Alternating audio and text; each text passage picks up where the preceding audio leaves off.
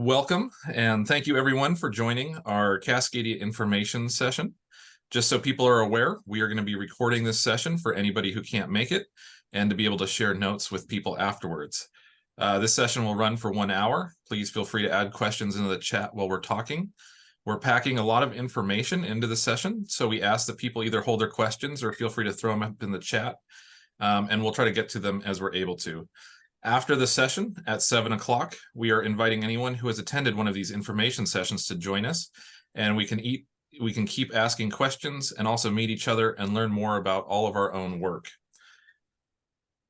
So Regenerate Cascadia is an acknowledgement of the land where we live. The land shapes the people and has shaped the long-standing history that has brought us to reside in this place.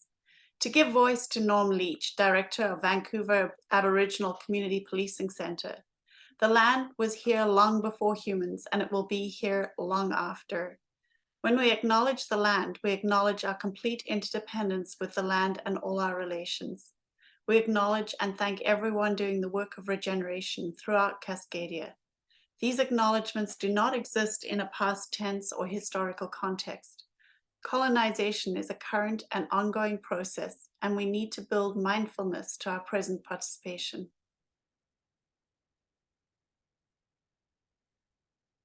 If you are interested in being involved, please let us know and make sure that we have a way of getting in touch with you, be it Telegram or email.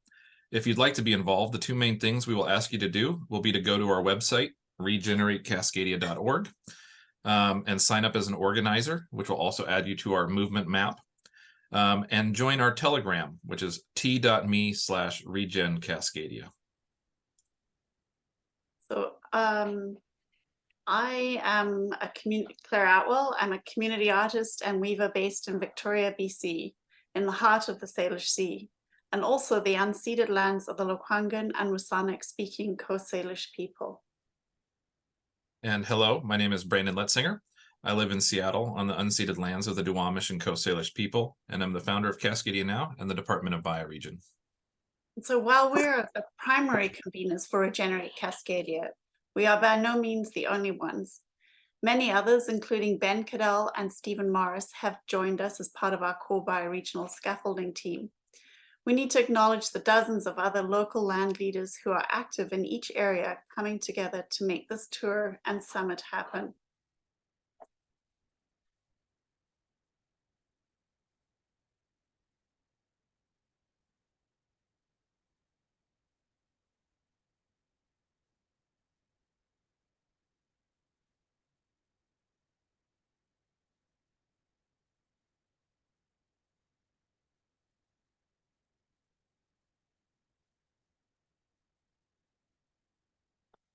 Are you muted? Oh, Brandon, you're muted. Okay. Right. That's a good point. Sorry. If you're not familiar with the Cascadia Department of Bioregion, we are a social movement organization and 501c3 nonprofit dedicated to growing the Cascadia movement and helping grow a planetary network of interconnected bioregions and bioregional movements. We take our inspiration from Donella Meadows, author of The Limits of Growth and a founder of the Bellaton Group, who in 1982 envisioned a series of centers and departments where information and models about resources and the environment could be housed, and in her words, would contain within people with an excellent minds and tools, but not walled off as scientific centers so often are, either from the lives of ordinary people or from the realities of political processes. The people in these centers would be at home with farmers, miners, planners, the heads of state, and they would be able to listen to and talk to all of them. There would need to be many of these centers all over the world, each one responsible for a discrete bioregion. We believe in a model of subsidiarity and have invited and taken on the role of hosting Joe Brewer and the Design School for Regenerating Earth to join us here in October and envisioning as Regenerate Cascadia as a long-term program that can connect local organizers into a broader bioregional framework and to see the work of local landscape leaders supported through watersheds, ecoregions, and bioregions in ways they need as defined and connected by themselves. So if you're not familiar with Cascadia or bioregionalism, we'd like to take a moment to introduce the Cascadia bioregion. Bioregion simply means life place. and are landscapes defined by natural features rather than just arbitrary human lines. The Cascadia bioregion is defined by the watersheds of the Columbia, Snake, and Fraser rivers, and as far as the salmon swim. It stretches from Mount St. Elias in the north down to Cape Mendocino in the south, and as far east as Yellowstone. To the west, its boundaries are pulled to the Cascadia subduction zones. We use the boundaries of the Cascadia bioregion with the recognition that nature works on the scale of watersheds, ecoregions, and bioregions, and that arbitrary boundaries that are not representative of people and place can often hamper, be divisive, or halt our efforts at creating the change that is important in our regions and that our planet needs. We want people to think of themselves as citizens of their watersheds rather than national identities as defined by arbitrary lines that don't represent these areas. For organizers in this bioregion, our home is Cascadia. We see Cascadia as a gateway movement, and our hope is to empower every person to be active and engaged in issues they care about, able to walk out their front door and get involved and be supported with the resources that they need. So all of us are located in a place as we are physical embodied beings. Whether we recognize our connection to place or not, the land we live on is more fundamental than we as modern global citizens have come to understand. The work we are inviting you, our fellow citizens, into is rooted in a place, specifically your bioregion. It is incoherent to believe we can plan or organize ourselves in any meaningful way without considering that these are all nested parts of interconnected, interdependent whole systems.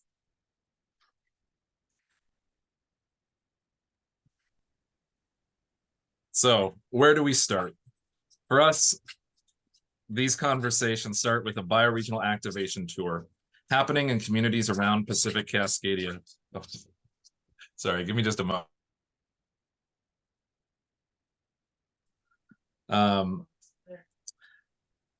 So happening in communities around Pacific Cascadia, specifically in the Salish Sea, Willamette Valley, and Olympic Coast, happening from September 28th through October 30th.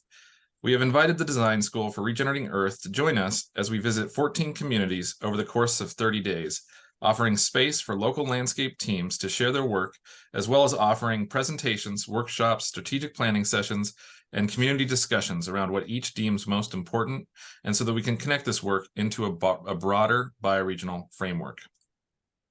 In each community, Joe Brewer, author of The Design Pathway for Regenerating Earth, will be giving a public presentation of his work. And we will begin to have a conversation with community leaders about tying the work in their communities into a broader bioregional framework. It's hoped that the various activities will offer opportunities to engage diverse audiences from schools and universities to policy leaders, environmental groups, and the general public. Thus, these activities will allow every place-based group to connect with new audiences and form long-term networks that are the interconnective tissue for their watersheds and places. All of this work will lead into an online open space Cascadia Bioregional Summit from November 3rd to November 12th. This will be a capstone event for the activation tour, and we'd like to give space for every person and group to present about their work, as well as thematic conversations, and then for watershed teams to be able to come together, meet, debrief from the tour, and begin to work together for a shared regional vision.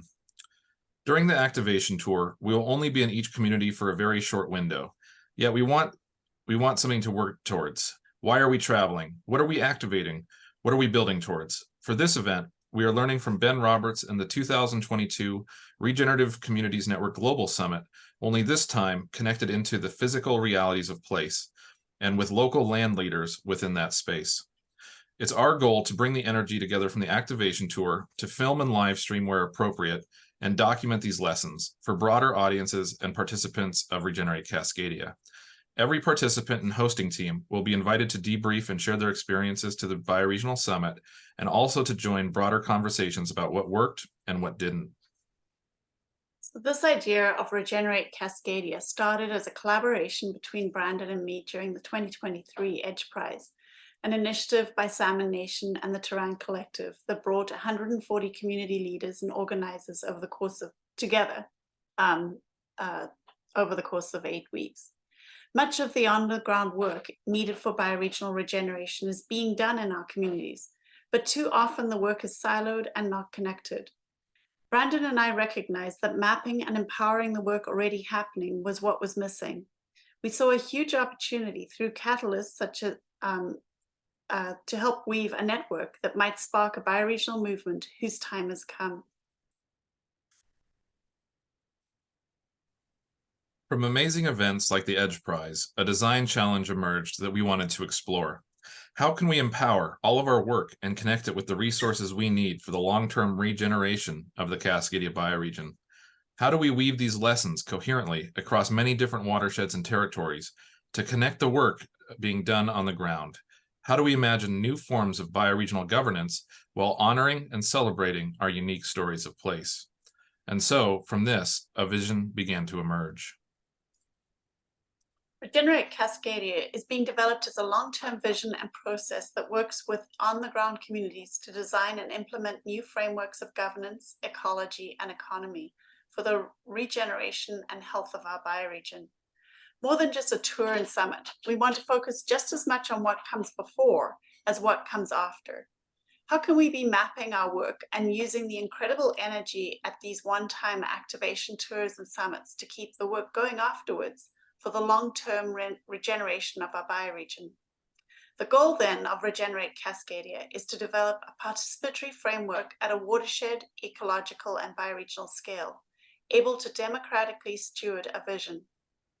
An information commons that can be mapping our work as well as defining clear metrics for success. And then to assist the creation of a bioregional regeneration fund that can support this work as defined by the landscape leaders themselves, as part of a planetary network of bioregions and bioregional movements. Together, we want to begin to break down silos that are dividing our work, connect each other doing similar work, and shift the model from competitive ecosystems to collaborative ones. How can our work be empowered if we all came together in the same place? More than just gathering together landscape leaders or having a series of conversations that highlight our work, we want to begin the conversation of governance, of not just resisting what is failing, but starting to discuss and build the frameworks that our planet and communities need. And to do that together through networks of trust and led by the amazing people in communities doing this work. So the vision for the activation tour was inspired in part by the catalyzing potential emerging from the success of 2 similar events hosted earlier this year by the Design School for Regenerating Earth. The first involving 14 cities around the Great Lakes, the second involving multiple communities throughout the whole Colorado River Basin. Inviting the Design School to join us for a month-long bioregional activation tour throughout Salmon Nation is exciting because of the potential to effectively share this vision through coherent storytelling. As many of you know, the Design School is an online community and platform that weaves landscape leaders together across watersheds. We, along with many others, are growing the Design School to build a planetary network of bioregions. We're excited to invite Joe Brewer, Penny Heipel, and Benji Ross here to join us for the Bioregional Activation Tour. And it's exciting for the Design School too. Not only will this be their most ambitious schedule to date, it's the fact that this is Cascadia, probably one of the most active places on Earth when it comes to existing regeneration initiatives. Using the primary organizing principle, the land organizes the people, Regenerate Cascadia and the Design School use the following organizing principles. An understanding of pro-social as the foundation of its governance. Pro-social means that we focus on cooperation and authentically supporting and empowering each other as best we're able to without competition or undercutting each other. 2 is the bioregional sense, an understanding that the bioregional scale is the appropriate scale for the work required to regenerate the Earth, while simultaneously organizing into a planetary network of learning exchanges between landscapes. And lastly, systems thinking. All life is interconnected and interdependent. Thus, a systems thinking lens is required for this work.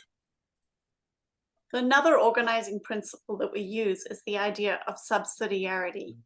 The way we make sense of the nested layers of watersheds, ecoregions, and bioregions reveals why it makes sense to honor the integrity of decision-making at each of the different scales, while never losing sight of the fact that these are nested whole systems, where each level of decision-making is understood as a part of what informs the whole. Using the principle of subsidiarity means that decision-making remains at the lowest level of complexity until it needs to move up to a higher level in order to make sense of the larger context. It totally makes sense when we look at the nested scales of landscapes. But culturally, the fact that human systems give lip service to local decision-making and concentrate most of the power at the top means that we currently operate in diametric opposition to what is needed for bioregional coherence. For Regenerate Cascadia, we work from the grassroots, which means just as the Cascadia Department of Bioregion is inviting Joe and the design school to come and talk, each local landscape is inviting us in to empower the work on a local level and weave the story of place into a broader bioregional coherence. Right along with this idea is that the work we are doing is directly applicable to work happening around the world right now. Through the design school, we are working with other landscape leadership teams in the Colorado River Basin and Great Lakes who are hosting similar activation tours and summits in 2024, and now with others as far away as Central America, India, and Lebanon who may do the same. Because of this, everything we are doing, from how we organize to how we structure the website, is being made available as templates, and we are working as hard as we can to make this work replicable and scalable across landscapes. Now, more than ever, our work can have an impact in bioregions around the world.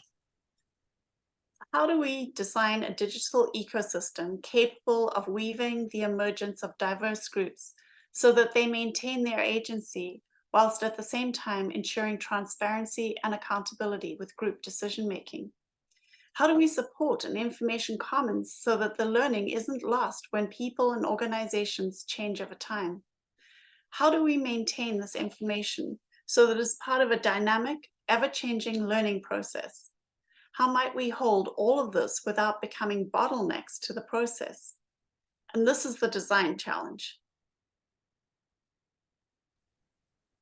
In addition, we are creating a Kumo map and front-end directories that visualize our pathways.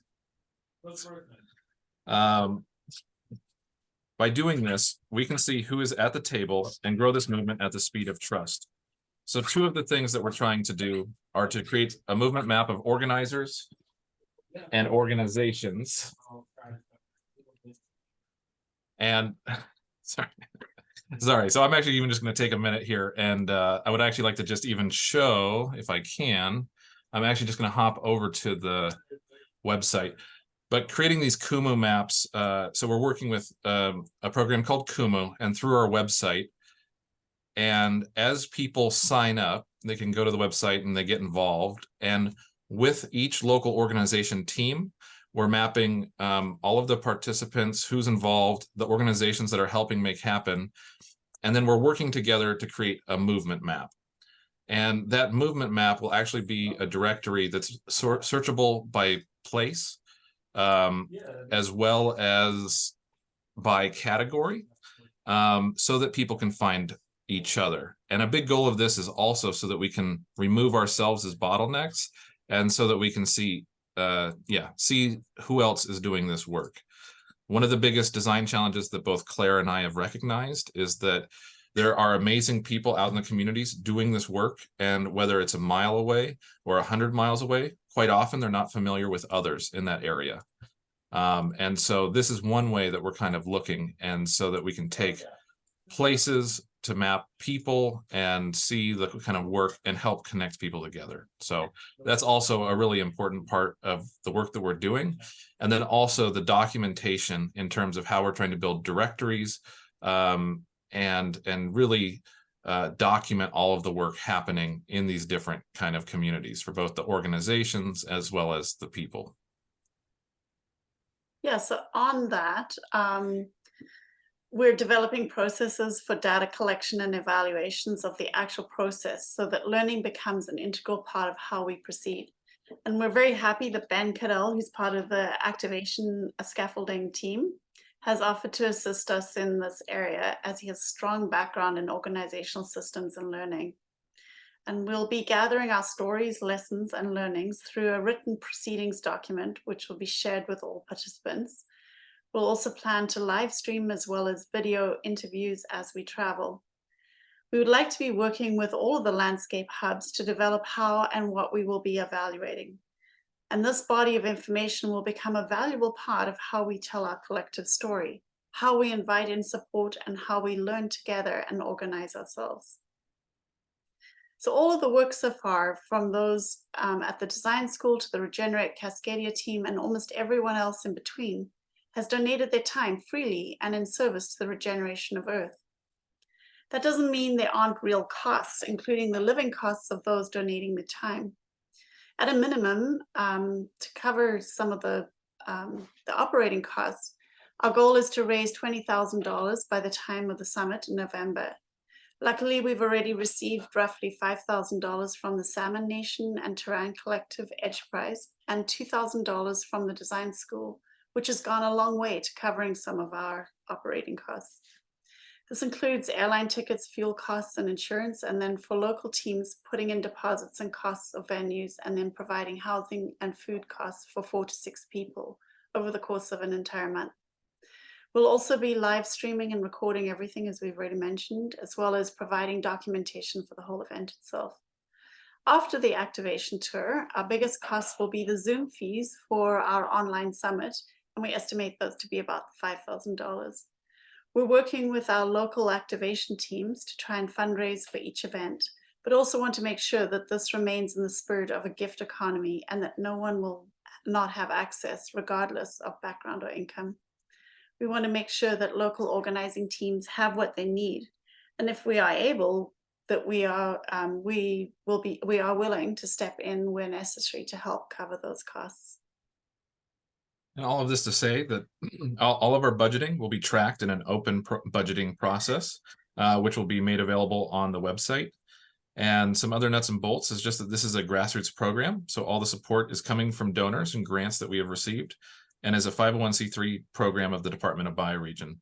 Our long-term goal is to get this set up as a funded program that can facilitate the vision of an informational commons and a bioregional regeneration fund managed by a democratic and grassroots framework of local organizers, frontline communities in ways that empower their work as defined by the groups themselves. If for people who are interested in actually stepping up and becoming an organizer, at this point, we are really excited that we have activation teams and individuals in all 14 cities that we're going to. That being said, all of them are, grassroots volunteers who are coming together, and some of whom know each other, others who don't. And we highly recommend that if you're interested, you can go to our website, look at the schedule, and just directly email the different organizational team. For each activation team that we're working with, they each have the autonomy around scheduling the events in that area. This includes hosting their planning meetings, helping us organize housing and food for the visit for 4 to 10 people. Some of them are also helping provide camping spaces for other people who want to come and just join for part of it. And that's like a really cool thing. It seems like actually that as this is emerging, like people from Portland want to go to Eugene and people from Eugene want to go to the Columbia River. And so that like cross-pollination and dialogue of meeting each other in person, I think is one of the most exciting aspects about this bioregional activation tour. Lastly, the activation teams, we hope, will help organize really awesome local events. That could be field trips, it could be potlucks, it could be meetings with local officials, schools, and then again, those public presentations where Joe can talk, community conversations where we get people together and start to really like kind of dig into the meat of what a bioregional vision or framework or what local groups need. Like, how can we empower your work? We're coming in service of the land and of the local groups there. So lastly, we just will be doing communications and outreach on a broader scale, but we hope that local teams can help us with the communications. And then again, all of our events are going to be for donation with no one turned away for lack of funds. But we do hope that also we'll have like a tip jar out, and we are hoping to cover the costs of our tour as we travel. And we're very confident that I think with the people that we're reaching out with, we should absolutely be able to do that. In terms of the summit, we do want to invite everybody who's involved or being involved to come host a presentation. If you're on this call, if you're being invited, if you're on one of these local activation teams, odds are you're doing something really cool, or you're connected with a really amazing project, and we want to give space to that. Also at the Bioregional Summit, we want to give space for these thematic conversations, whether it's regenerative finance, community art, digital tools and technology, so that we can really be connecting and starting to talk around that. We also want to give space for the watershed leadership teams to come together and debrief. And then also to start to kind of like create that vision. So the summit is that opportunity where it's like, you know, during the activation tour, we're in local communities. The summit is a space where we can all come together. And then lastly, we just hope we'll work one-on-one with people, but we really are using the website as our main organizing platform, as well as the Telegram. So if you are interested and able, please do join our Telegram channel. We have it divided by different like location threads, and also like committee threads and other things. So if you're in a local spot, you can hook in with the local organizers on Telegram. And then also anybody who signs up on the website can also add organizations to our movement map. They can add events to our calendar.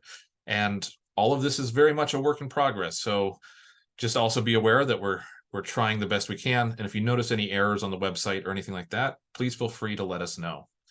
And I think with that, yeah, so that's about it. Yeah. And I think I might just kind of end it there.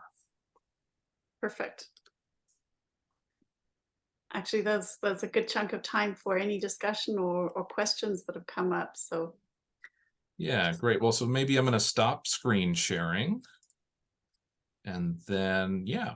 So now if people are interested, we are absolutely happy to just open it up for maybe a little bit more discussion. And then any questions, we're happy to answer.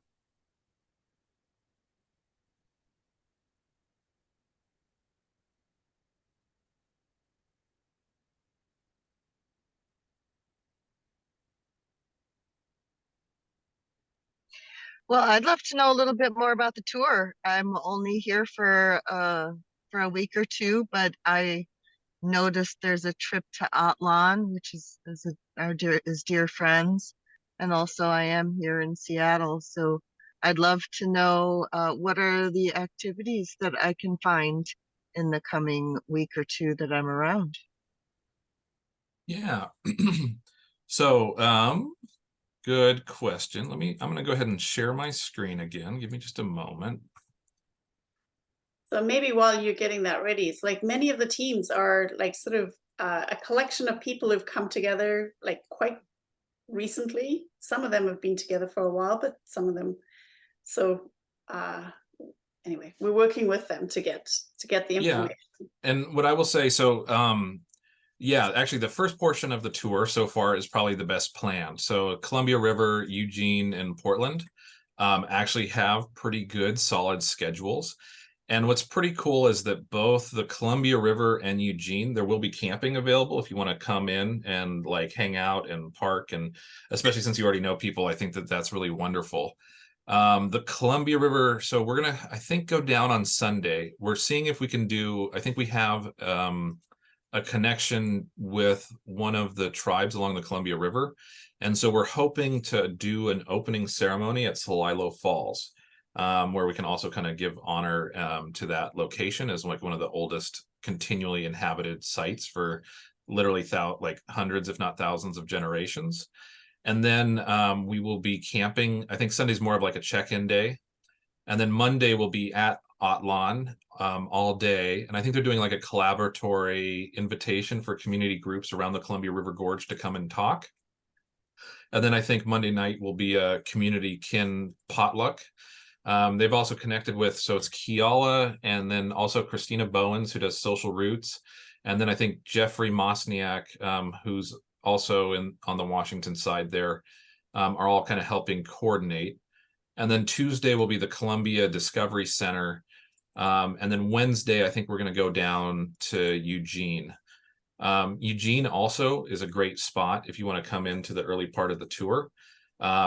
We have so Wednesday evening and Thursday morning is going to be in Eugene proper. And again, there will be space for camping if people want to come and camp.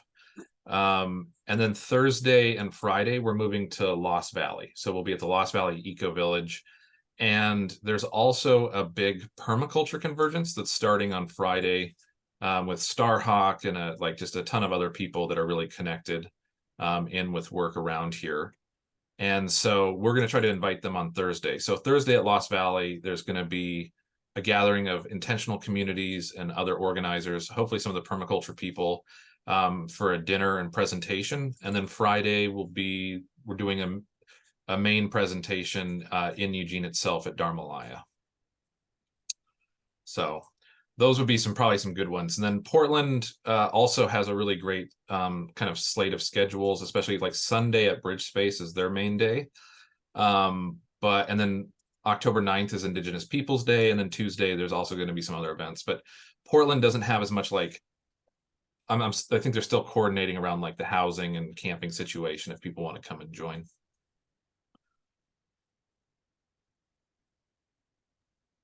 Oh, that's great. Is there ride share offers and a place to coordinate? Like, I would assume there's a group of you all going down from here. If I were to go, I'd be able to transport people. So if there's a way to offer anything like that, I'd love to know that as well.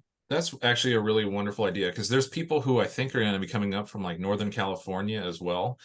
And that would be great to coordinate. Do you actually have any recommendations for we haven't had we're pretty tapped out, but I think that's a really important idea. Do you have recommendations for ride share like programs or Yeah. Well, I mean, I know you guys are collecting Telegram information. Do you have any social media groups that are already active that you could just, I don't know if you use like the topics, but generally if I've got a group in Telegram, for example, I would add a topic for a rideshare for that trip. cool? Yeah, Yeah, we can, there's applications, but honestly, it ends up being best just to let people connect with each other. yeah. So maybe that's we can add, I don't know what you think, Brandon, but just Yeah, add rideshare as a topic in the Telegram group. 100%. I Yeah. think that's wonderful, and the The, fact that you can give a ride is really cool too. yeah, the only thing that we are going to be adding a different Telegram channel for, because the focus of this Telegram channel has been for mostly organizers, and it's going to be becoming more of an outward facing Telegram sort of information sharing, but I'm sure we can add one that can be much more interactive. Brandon, I'll leave that, maybe we will develop something. So it was a great suggestion. Yeah, I think, and we can definitely add a ride share for now. For now, I think because this will be the group that we're using. At some point, we'll have a channel, but a channel is not as interactive, so it would make sense to just have a ride share, and we'll see if people use it. And as long as people use it, then it's great. And then if people need something else, what's great though is we can kind of put it out to the hive mind as well. And if other people have ideas or want to coordinate, that's also great. We've, just so that you know, we've also we will be asking this. We haven't done it yet. We just didn't want to overwhelm our landscape leaders, but was to sort of really think about accommodation that would be available, like campgrounds and local accommodation, and then they can make that available. Just because we know that people will be traveling to come and see, to participate, and it would be just great for local information to be listed there. So I'm imagining that that would be another thing on Telegram for now.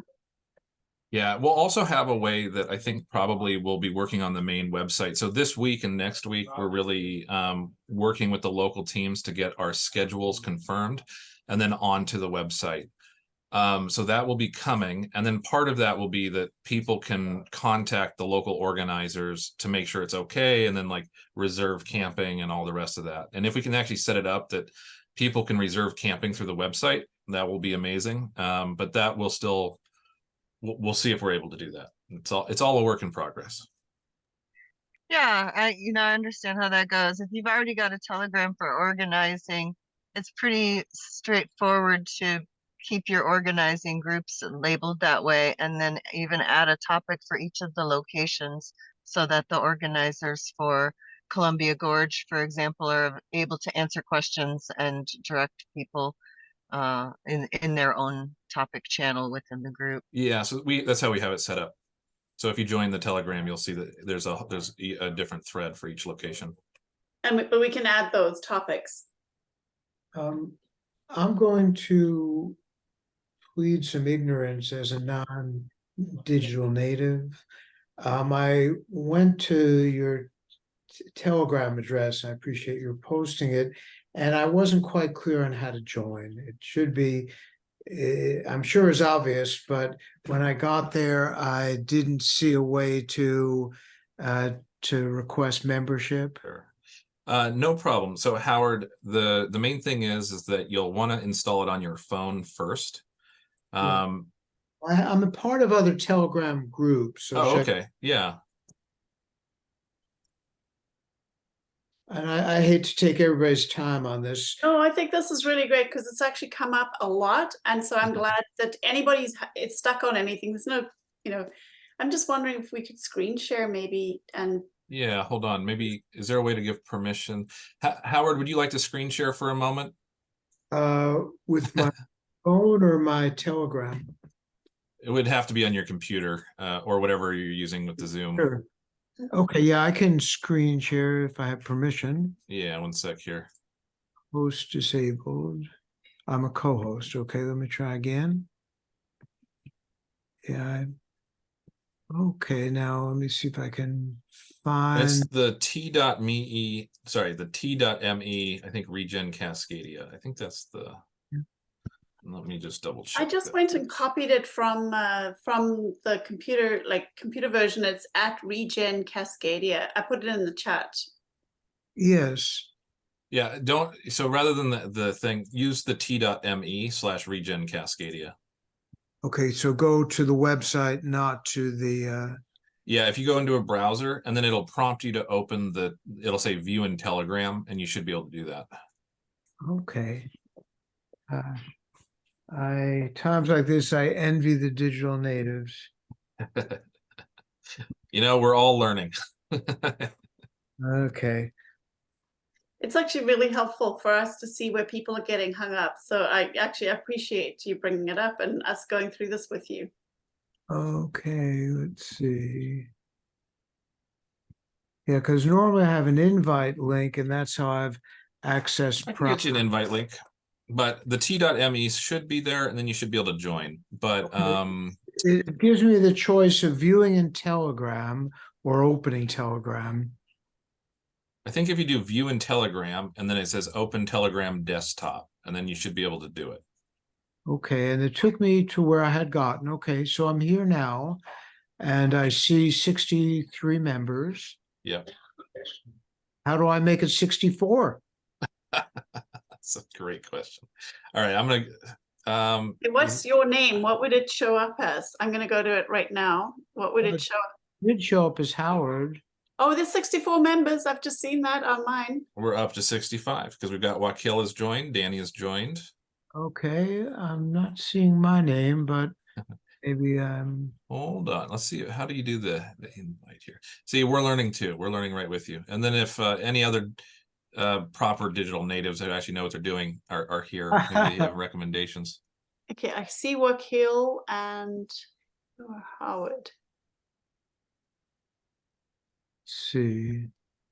My phone, I just went to the Regen Cascadia, there was a join button on the bottom. It should be. That's what I was hoping for. Yeah, you would hope that, right? I would. I spent my career. I found the join button. I wouldn't call myself a generational person. I'm 70 years old, but I spent my last 30 years of my career in computer security. So, Oh, so you know your way around. well, I know that I don't know anything, is what I know. I did find the Bellingham Skagit group, which is my affinity group, my bioregion. It's great. So If try you post, see that try here on it, posting in then- there. Here, there's a join here. Okay, I Okay, see. you got it. Yep, there you go. Okay. I do have an invite link if you'd like it, but now we're all joined, so never mind. But I will put it. I'll just put it in the chat if anybody else would like it. So Okay. Well, I wouldn't mind joining the larger network setting, but it's the obviously local group that I'm drawn. yeah, and Telegram, I think can be overwhelming for people who, where it's a new thing. But the main thing is it's just a really nice way that you can connect in with your local group, and or share suggestions and other things. And then feel free to just tune out the things that aren't useful. Don't feel overwhelmed. Don't feel like you have to read everything or, in every thread. Okay, so I'll follow that invite and that'll get me to the larger group. And I was wondering, do you have affiliation with the Regen Network? Are you familiar with their work? So they're going to be the fiscal sponsor and partner for our first leg at the Columbia River, where we're staying with Atlon and yeah, it's the Regen Alliance and Eco Village. I'm sorry, I'm forgetting it now, but yes. Yeah. And Amina, who joined us, I think for our last call, she's in Vancouver, but also connected, I think, with And the too. Eco Village Network, what's a Global Eco Village Network Yeah, is yep. part of that as well. So Amina and Kiala Young are, Amina Ball and Kiala Young are with the Global Eco Village Network. Yeah, what is it called? You know what, just the name slips my mind right now. Well, and I was actually referring to, and I apologize, obviously in this space, a lot of folks go by some variation of regen or regenerate, but I was talking about the Regen Network Development, who are a global network, blockchain based, and they have done quite a lot of work in this space. I imagine you've crossed. I think that they're one of the Regen Alliance, or is the Regen Alliance different than the Regen Network? It's with Yes, those are different. I'm sorry. Gregory Landoa, right? Okay. Yeah. Yeah, so Joe has been working with them. I know that there was, I don't quite know where the state of things are, but they put, in Barajara, Colombia, they had a what did they call it? Okay. Regen Finance Summit last. The refi. Refi Barajara, that's what it was. That's right. Where they were really working with that particular, the regenerative finance crypto, sort of bringing that all together, but looking at it at landscape, at like a bi-regional application. And so Joe is really familiar, like he's really dived in. They were connected, I believe, too, also with the the Refi Seattle Summit that happened, which we were connected in with too. Were you there? Was that? Well, at the yeah, at the Refi Seattle. Yeah, absolutely. Did I was the one. Did you see our Cascadia table? We were the ones with all the Cascadia swag in the back corner. Oh yes. Well, it's great. in person, which is in all cases better than virtually, but this is a closer connection.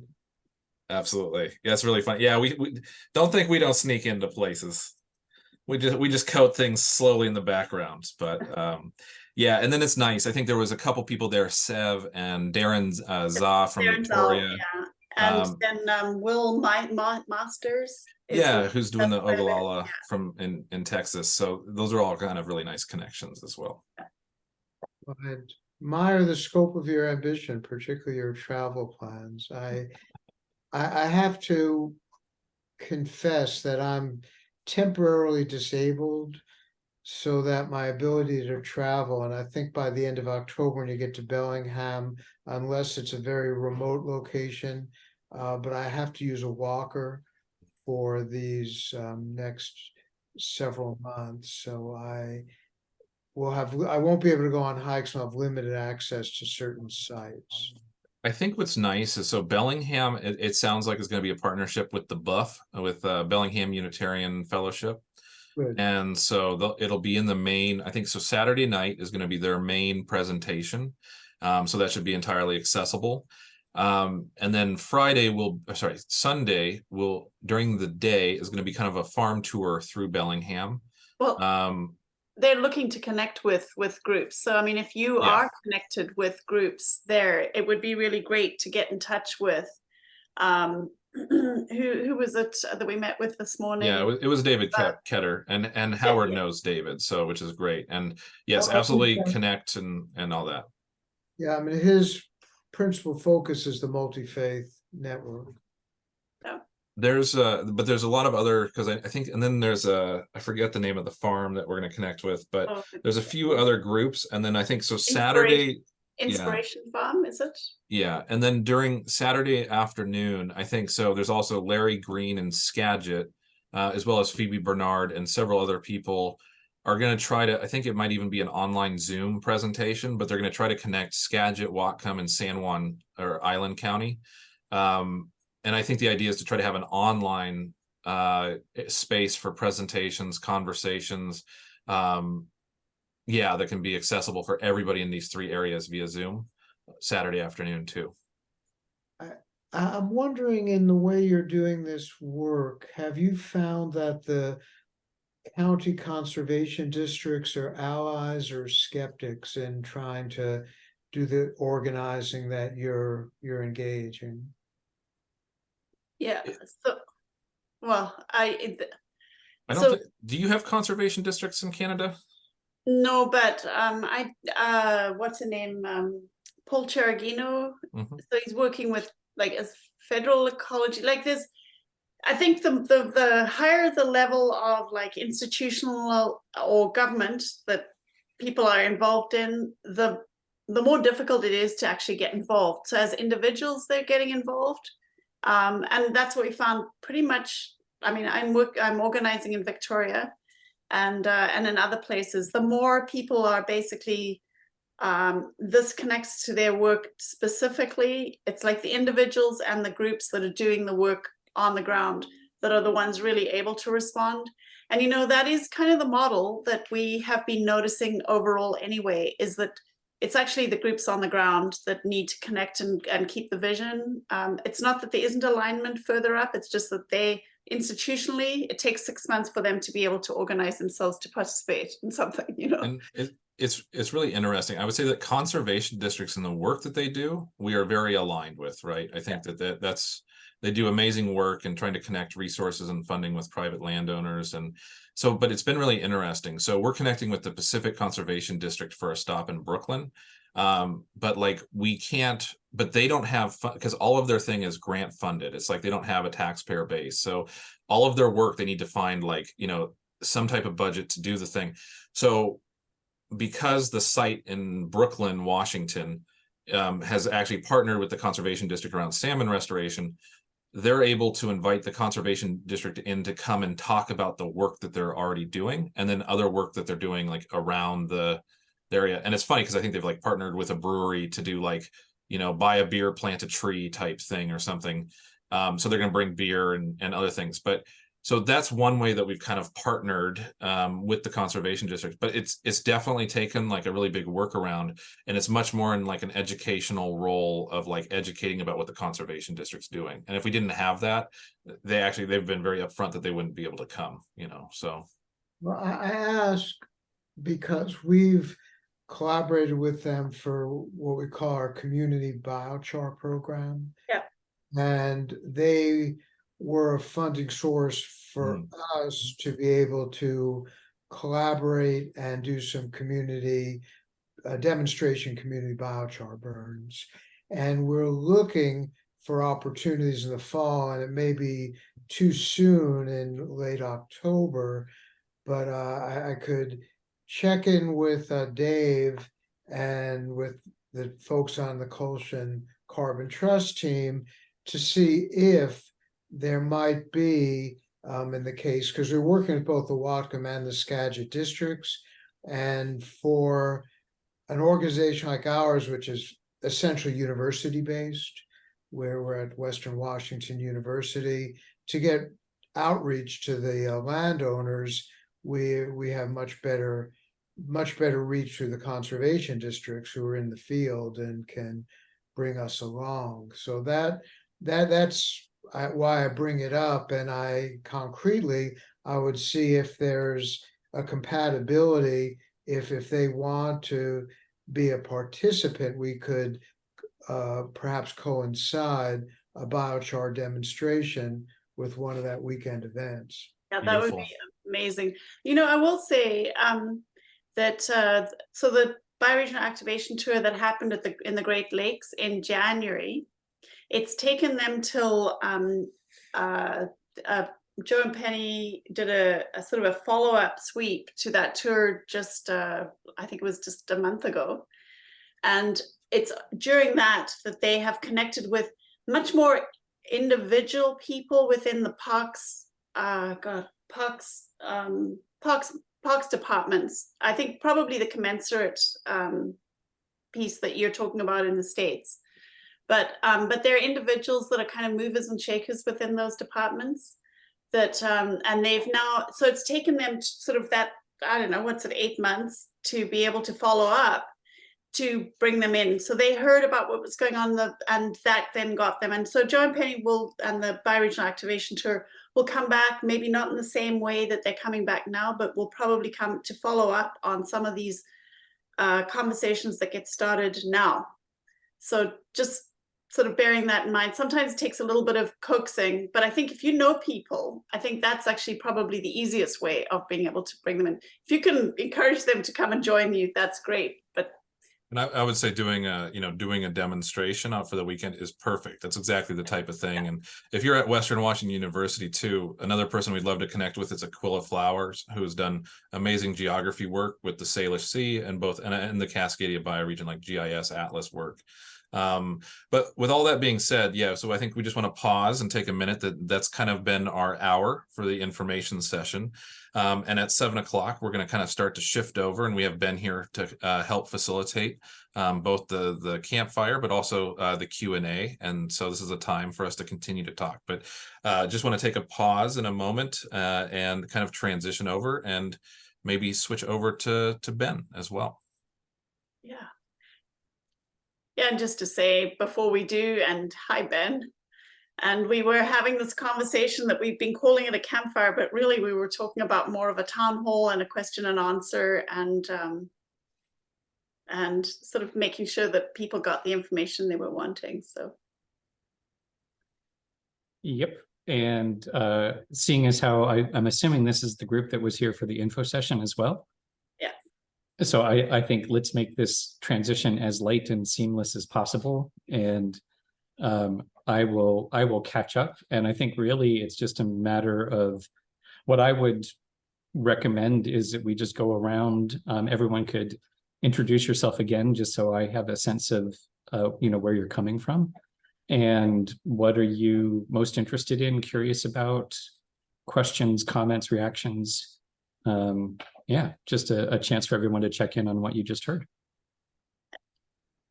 And maybe if you don't mind, I'm just going to say as a transition just to catch you up, Ben, is I think because we've had a small group and the presentation ended on the half hour, we've actually had a bit of sharing happening already. So just at Margot, we haven't heard almost anything from Margot and from Wakil.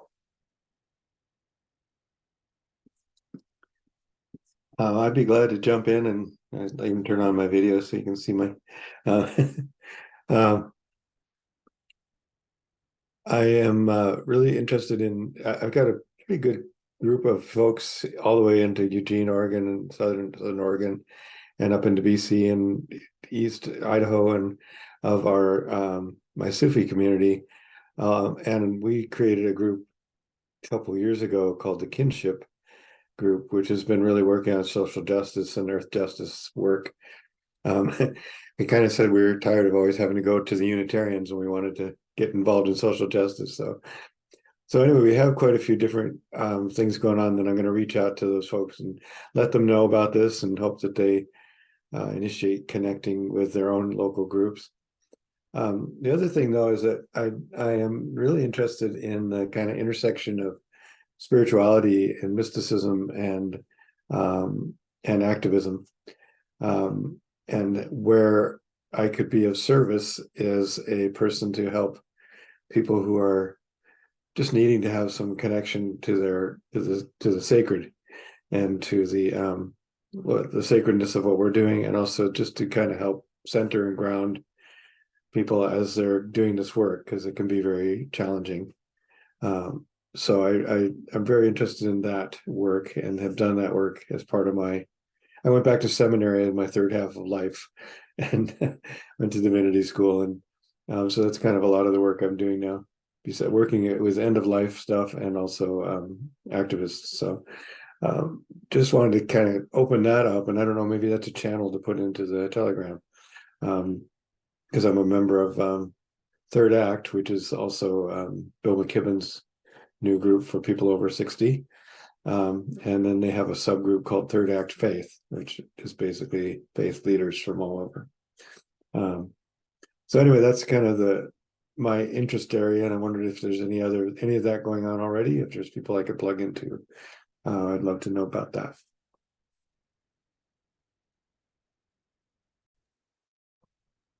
And I'm Margot, and really just wanting to learn here. My sort of interest is I'm very interested in permaculture and in greening urban landscapes as well. And my I have a day job in technology and want to get away from screen time and try to be as part of nature as I possibly can. I also love shipbuilding, tall ships and sailing and music. I'm in a band and love that. So interested in how also just the seas and education can play a role in this as well, especially programmatizing some of this and figuring out ways to help introduce youth to some of the things that we were wanting to do with regenerating the earth. And I'm in Bellingham too. So Wow,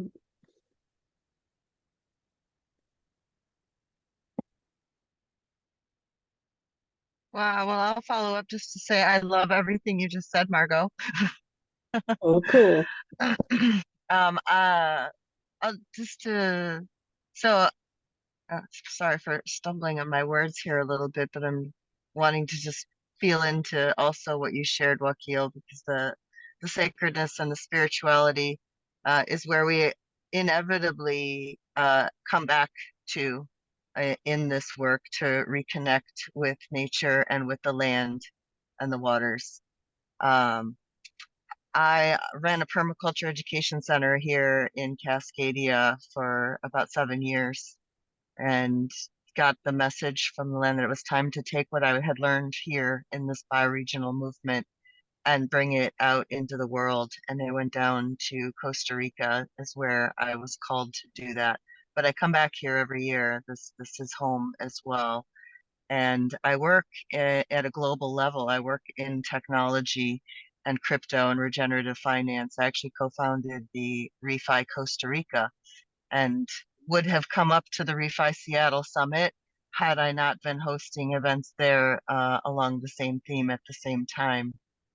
But there's a lot of different networks that I work with around the world, from land-based community and decentralized village and indigenous wisdom sharing, all the way up through the blockchain-based technologies that in particular are helping inspire and create new economic models that flip these extractive systems around so that we're actually recognizing that we as humans create value by caring for the earth and stewarding it, and that value, when we track and record it, can be rewarded.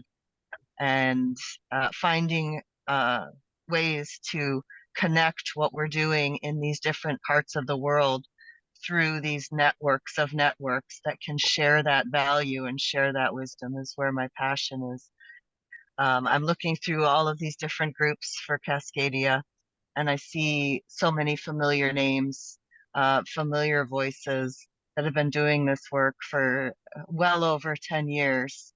And so I'm really delighted to see how I can be here to share what I know and to also to share what you all are doing out into the world through these networks, including being able to connect the networks that have chapters here in these areas to the work for either sponsorship, participation, or all of the above. So thank you for all you're doing.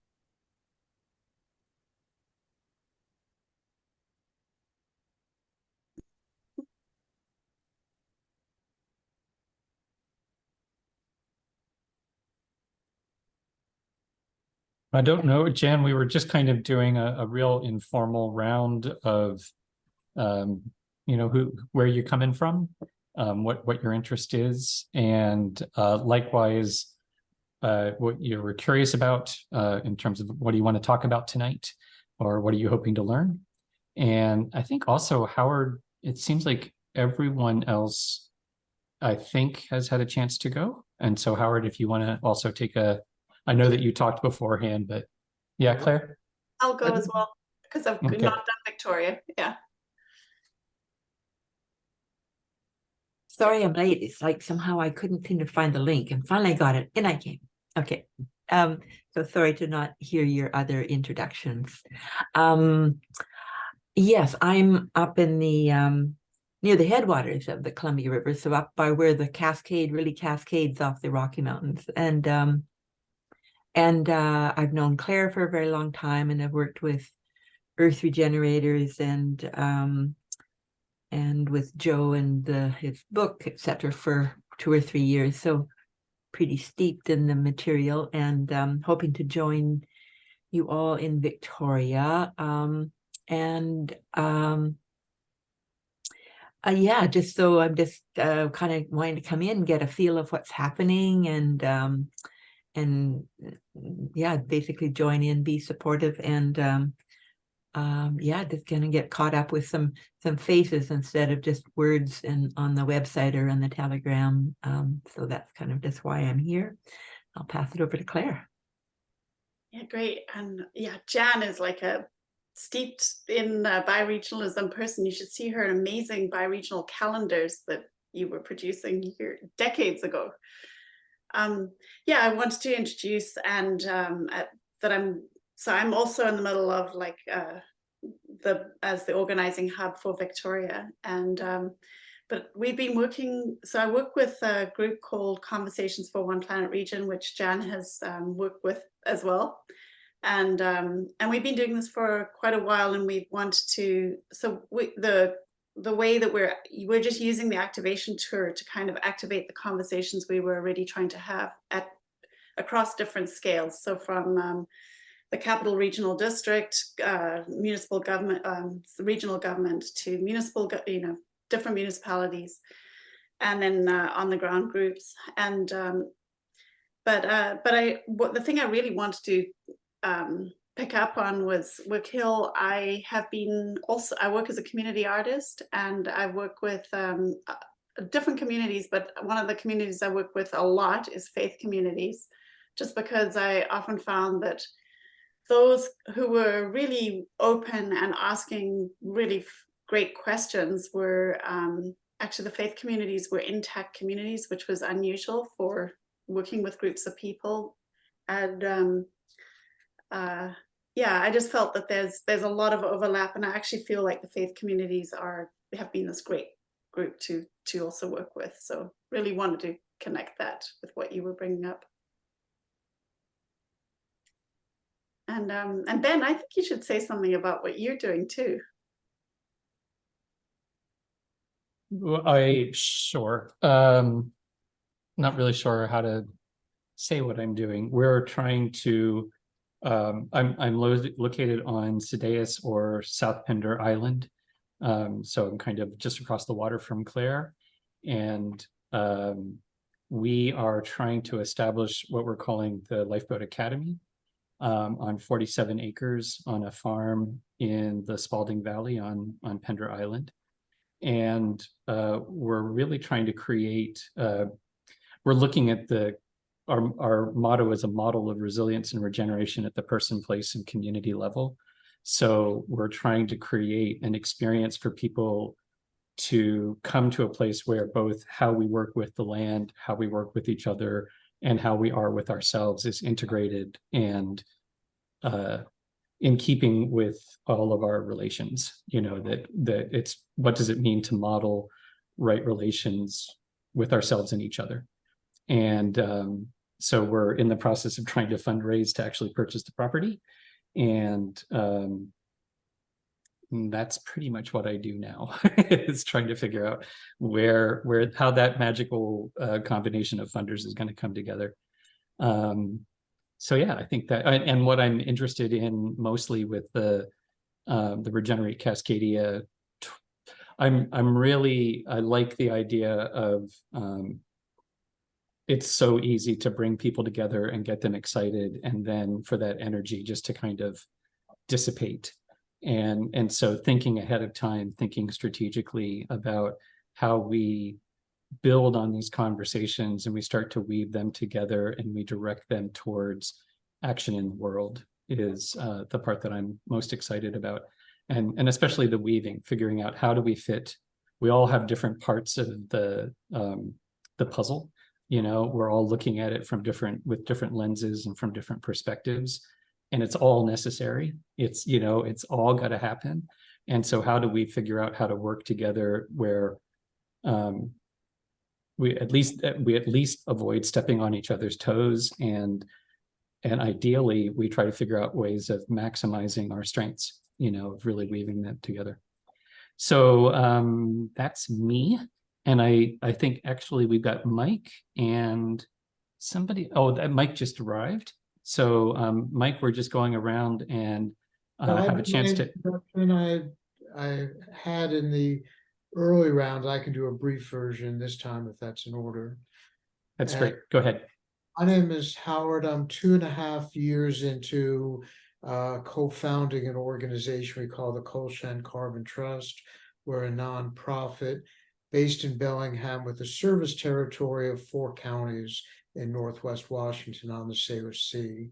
And our purpose is to promote collaborative natural climate solutions as a way to live better on the land and have a more regenerative, resilient, and hopefully restorative relationship with our local climate. And we've so far had some success in biochar projects and working on regenerative agriculture and ecological forestry at the as catalysts. We that really will be our role, is to pull together the elements that are necessary to demonstrate and deploy and scale these solutions, these climate solutions in our bioregion. So that's how I spend my time. Having retired about 5-6 years ago, I now am occupied with this pursuit. And when I saw Regenerate Cascadia, I thought I had found kindred spirits, and this call is certainly proving that.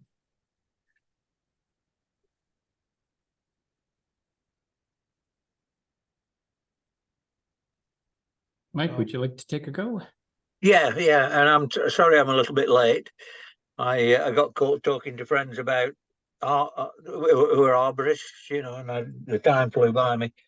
Yeah, I mean, my main concentration here in Eugene, Oregon, is, as I've repeated several times, is urban permaculture.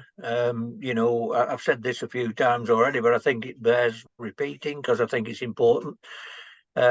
Most food in the world is eaten in cities, towns, and villages, and yet most food in the world is grown outside towns, cities, and villages. So we've been working on trying to change that for a number of years. At the moment, I'm very heavily involved in harvesting food and also saving seed. I was just reflecting this evening as an example.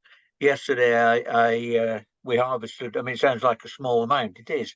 We harvested one pepper and 9 tomatoes, and the seeds from that yield were like 850 seeds. So I always like to sort of reflect this because I've seen it. plant those seeds next year and only 10% germinate, which is a ludicrously, hard to say, ludicrously low number, we'll get 85 plants from 10 fruit, we'll call it. So, you know, seed is a really important thing in our lives, and what I'd like to do is hopefully help to use seeds as an ongoing sharing mechanism within the Cascadia bioregion. You know, that would be very rewarding to me, and yeah, so that's what we're doing here. Looking forward to the coming visit with Joe and everybody else, and I'm trying to think. I'm not seeing who else is here at the moment. I'm on a small screen, so I don't know. I can't see who I can pass on to next. Can you help there? Yeah, and actually, I think everyone has had a go. Okay. Unless I'm missing somebody. And just so you Well- know, the people who are here are Claire and Brandon, of course, and Jan, Howard, Wakil, Margot, and then is it Danielle? Can you say it for me, please?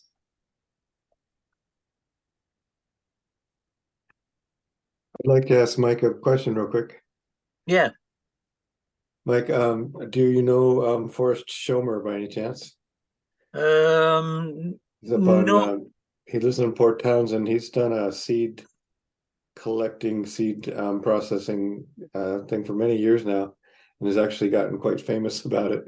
And there's also a guy, I'm forgetting his name right now, that we stayed with down in New Mexico that also works on that. Anyway, but I'd be fast. I really think I agree with you. The seed. Maybe we can connect up with you and Forrest and some others who are doing Yeah, saving of seeds. That'd be great, because obviously I know this is focused on, understandably on the Cascadia bioregion, which is where I'm living also. But I definitely feel that seeds could be a really unifying, you know, asset. I hate to use that word because it sounds financial, but yeah, I mean, like I just shared, I mean, that's one day. I mean, you know, a lot of people think I'm a bit weird because I count the seeds, but to be honest with you, I find that like almost like meditation, you know, to look at the different characteristics and count them, you know, and then yeah, I'd love to do that. I think that's a great idea to bring other people, you know, to unify us in these things, you know. Their plants drying out right now to get the seeds out of them. Yeah. I also wanted to just bring up to the group and ask about intentional communities. We're part of a co-housing organization called Sangaya. We own part of it, but we don't live there.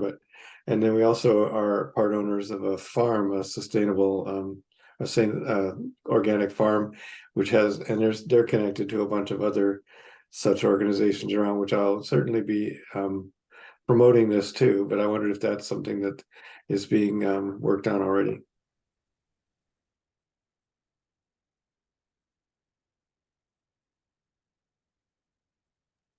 You know, I'd be really happy to just jump in and just say that the summit might be a really good place to even be thinking about that. Yeah. Like I think any of I finally managed to find my way back to where I had the mute button. My name is Danielle, and I am excited to be able to come visit along some of this tour and see you down there, Mike, in Eugene. Your name's actually familiar to me. I've been in the permaculture education world for some time now. Great. Look forward to seeing you down here or up here, depending on where you are. Yeah, I'll be coming down. Okay. Well, at this point, I think we can just sort of throw the mic open for any either questions, observations, ideas, all good, anything for the good of the cause. So I don't even know if we're a small enough group, you could probably just open your mic and start going. Yeah, well, I have to drop off here in just a few minutes. I'm still thinking about that seed conversation. When I used to Mhm. travel around to different intentional communities and eco villages, my favorite thing to do was to bring seeds and plants from one place that they had abundant apple seedlings and starts Yeah, and things like that, and bring them as a gift to somewhere else, and then be able to exchange those and connect our places through the mycelium network as well, yeah, underground, supporting us in our work above ground as the humans. So uh, if that isn't anything that's been considered, it sure is a lovely thing to get to bring plants to people as gifts, and easy to do since they like to reproduce and be shared. yeah, that's great. So I thank you all for your time and your work and your connection. And I'll be excusing myself from this virtual call, but present on the Telegram chat, and looking Mhm. forward to it shifting from organizing to ways all the participants can communicate and share with each other. Great.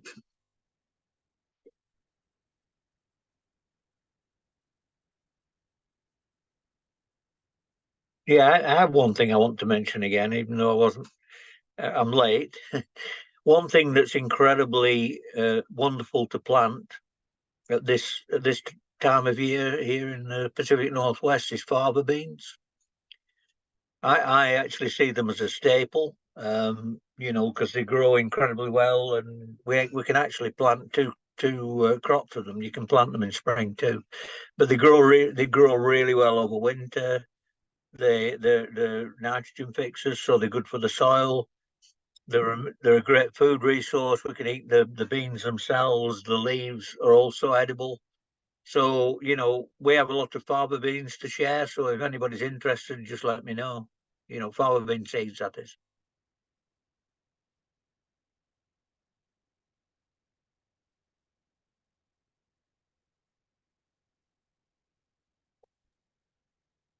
Anyone else have anything they want to share?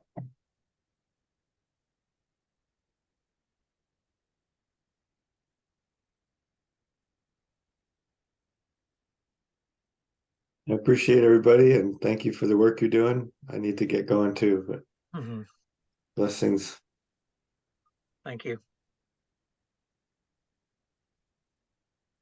Well, and I wonder, Brandon and Claire, if you have any final thoughts and anything that you wanted to mention before we start to wrap up? Maybe just more just focusing actually just 'cause I'm wearing all these different hats, but the Victoria side of things, it's what I am excited about is meeting with we've got 4 days in Victoria, and some of it is like much more formally scheduled, but what I'm very excited about is actually having set aside 2 of the days for some of the local groups that are really active on the ground. And so there's the Balka Creek Friends of Balka Creek, and they've got an affiliation of many other groups that they work with, and we have really wanted to include in the conversation people from the Indigenous community who are doing work in this area, and it has been difficult because there's been a whole bunch of stuff going on in Canada. I don't know how much people are familiar with things here, but relationships where we had ongoing conversations and relationships that kind of like there was a shift because there was so much trauma and stuff going on in some of the Indigenous communities that it just made it really difficult. But these like groups like Friends of Barker Creek have members from some of the local tribes actually part of their membership, which has been fantastic. And there's actually a really good crossover. So I'm just excited by the people that actually have significant relationships of place being like having the agency to design their conversations and what's going to kind of they know best how to maximize the potential of this as a catalyzing opportunity to have this conversation. So yeah, I mean, that to me has been one of the most exciting. And then the other groups are faith communities. I'm very, very excited about how they're taking that on and sort of really starting to kind of think about how to integrate that into their own programming so that it's bringing it together. So yeah.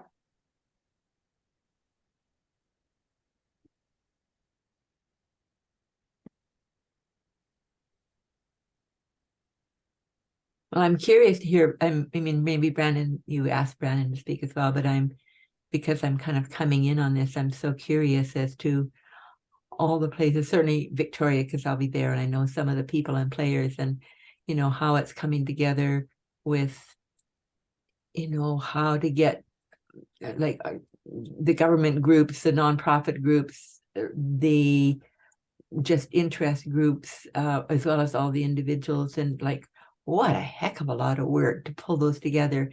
Like, that's a lot of work to do at any time, let alone to be doing it down the whole coast, you know. So I just am so appreciative of the pre-work, all the relational setting, you know, the weaving together of trusting relationships that's needed. And it's sort of like, well, we've lost some of our gardener people, but it is really about, you know, really getting the soil ready for a long, long, long time before you can ever think of putting these wonderful seeds that you've saved in and having them grow. So yeah, that's appreciating that. Looks like Brandon is there to speak. Okay, Brandon. Yeah, I'm at the park surrounded by dogs at the moment. So, which, by the way, is a wonderful place to sit on a Zoom call, much nicer than sitting inside. So, but it's just been very nice to hear everybody talking, and yeah, I'm really excited. So I think Joe actually flies in next week. So as of next Thursday, and then we'll be sitting and really gearing up our PowerPoints and figuring things out. But we've just been having a lot of really great calls with the different organizing teams this week. So it's really like, you know, Eugene, Port Townsend, Columbia River, Portland, you know, all of the, you know, I think it would be Island, and then Bellingham. And so everybody's just really locking in these really cool schedules, and from potlucks to, you know, community discussions, and then these bigger, larger presentations. And I think, you know, what's cool is some people are doing these VIP, you know, bigger conversations with like local governments. Others are doing like these sessions with community groups. And again, I think all with the idea that this is the start of a conversation, not the end of it. So that's just been really nice and really exciting. So really excited to see how it comes together. And then I think regardless of anything, it's just going to be fun to kind of travel around and get to meet people in person. I think that that's going to be such a lovely, yeah, part of all of this. And so, you know, if nothing else, I think there's going to be some great meetings and personal connections and all of that. So, and it's just every one of these calls, you know, there's like new people they're just connected with really cool work. And I love that we're, rather than connecting with organizations, we're really focusing on connecting with people who are doing the work, and then the people are bringing in the organizations they work with. But that's just such a different like frame and focus. It's like a small little detail, but it just has been so nice when it's like more about those relationships. So just some of my thoughts, and it's just always really nice. I'm curious as to how many people are going to be in the bus. Yeah, well, it's a changing number all the time. And actually, so right now, it's probably going to be a fairly small number. But what's cool is, so the core team, I think we'll have Penny, Benji, myself, Stephen Morris, and then we might have one or two other people. But then like later in the tour, I think Claire will join, and you know, from Seattle, from the midpoint. But what's cool is I like this idea of there's going to be a lot of people just traveling from place to place and like coming to join in. And so, you know, I think there might be people coming up from California joining in Eugene, and Danielle was just saying, you know, she's going to be taking her bus down to join for the Columbia River and can give rides. And there's a bunch of the Portland people who are going down to Eugene, and that'll be camping and these other things. So just a really cool opportunity for cross-pollination. And yeah, so we're just gonna see how it evolves. I'd love to just say is I think people are kind of where they're at, and some people are more formal, some people are, you know, less au fait with technology, some, you know, so people are working with what they've got. And I think that's one of the big things we've really emphasized is just this shouldn't be like, you know, it always gets a bit stressful when you're pulling something together, maybe, but it's just rather than stressing people to be more than what they possibly can be, it's just where you're at is where the conversation needs to start. And really like sort of thinking about how can we support the potential that's available within that current capacity. So it's going to be kind of different all over the place. But I mean, honestly, I don't think Cascadia is going to be the same afterwards as it already is. You know, it's just things have started to connect in a way that, you know, it just feels like this bomb that's kind of waiting to come together. that's connecting. So that's exciting. Yeah, it's incredibly exciting. I'd also like to thank Brandon for sharing that video Joe presenting, I think in Canada, I think it was, that I hadn't seen that one, and I thought that was really good to watch and be inspired by. Yeah, that was at the Great Lakes. Yeah, and you know, I mean, this is probably common knowledge, but I'm pretty certain I'm right in saying it's the largest concentration of fresh water on Earth in any one spot. Let's keep it like that.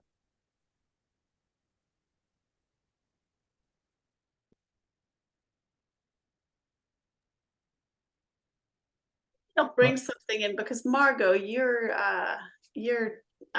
said that you play in a band, and just to say how important the art, we didn't really touch much on the arts, but how important the arts are actually at just the presence of the arts, but also just in, you know, we're really creating new cultural memes that need the arts, the artists and the creative people there to be inspired, so that's what's inspiring their art. So Yeah, hopefully there's a lot of, I'm sure there'll be a lot of music on the trip. I'm sure. but it also takes those who are involved to sort of step in and connect some of that. So you're in Bellingham, right? Yeah. So we were meeting with the Bellingham group today, and have mentioned, like, find your artists. I would really encourage you to connect in some way, because not everybody knows how to reach out to, you know, the artists and the musicians, but I think it just makes such a big difference. So Yeah, there's some wonderful local musicians here in town, and also some wonderful venues, I think, that are so supportive. So and it looks like you do lovely work too. So I think visual arts, a nod to the visual arts as well. But I'll try to connect with the local people. This is sort of my first exposure. that'd be fantastic. Margot, I know that I'm going to update the website, but do you want to throw your email in the chat, and then we can also just send an introductory email? Absolutely. Yeah.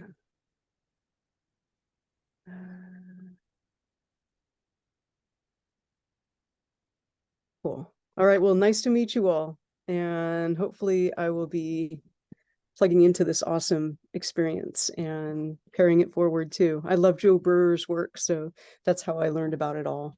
Mm-hmm. Wonderful to meet you all. I just learned a Lovely. song last night that I just thought, oh, this would be so great to be singing at some of the gatherings. And I'll just put the link in the chat here, but some people may already know it. It's Serena Partridge. We will be here. We'll be here the day after the storm. It's like it's beautiful. So I thought, yeah, those kind of things would be just great to weave those in. So Mm-hmm. Yeah. Is that music, like that's music that's recorded, not live? Or it's they- recorded, but it's like I'm part of a choir that we're learning how to sing this, and we'll be Oh. using it as like so I just thought, oh, wouldn't that be great just to quickly learn how to sing that at something? But Oh yeah, absolutely. Mm. That would be.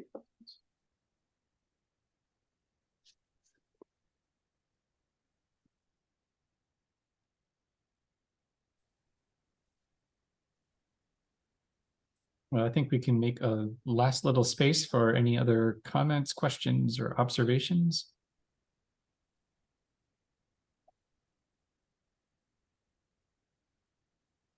I think maybe it is bedtime. Mhm. So I'm just going to say thank you to everyone who came to the information session and the people who came for the campfire at the end. And I don't know what else to say. Same time next week. Yeah. Thank you, and always lovely to see everyone, of course, and hear everyone. Mm-hmm. Thank you all for what you're doing and what you're holding. Mm-hmm. Thanks, and everyone be well. It's very, Yes, thank very you. It's wonderful to see everyone. Thank you. Bye-bye.